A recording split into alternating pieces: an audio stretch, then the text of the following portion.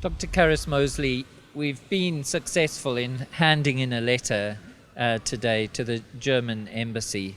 What's the letter about? Why do you think that that's an appropriate thing to do? We've written a letter to the German government asking them not to take up the policy suggestion by the German health minister Jens Spahn, who wants to have a so-called conversion therapy ban across Germany, and he wants it this year.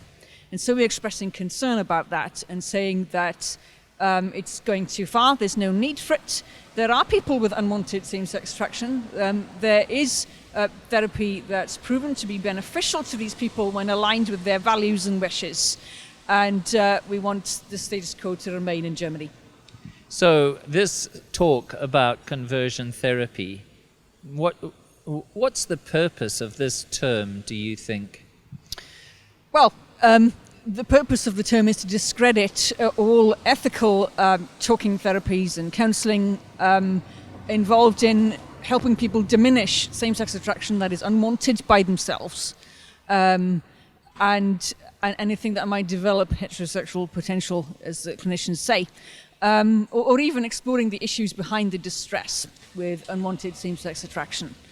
What people who've been using the term conversion therapy have been doing is conflating talk of that with talk of the bizarre behaviorist psychiatric treatment that was done decades ago, sometimes on sex offenders in prisons. Things like hormone treatment and castration and electroconvulsive therapy done by psychiatrists. That is not what we are supporting at all.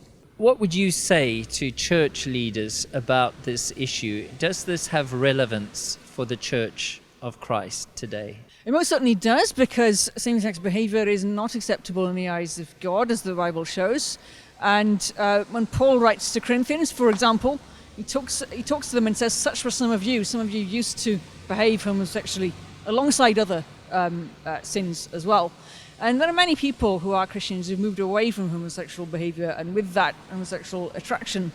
And it is an issue of holiness and a first order gospel issue. If you're not allowed to move in this direction, moving away, then this could set a precedent for not allowing the government, not allowing people to move away from other sinful behaviours as well. And that is very, very serious, an attack on religious freedom.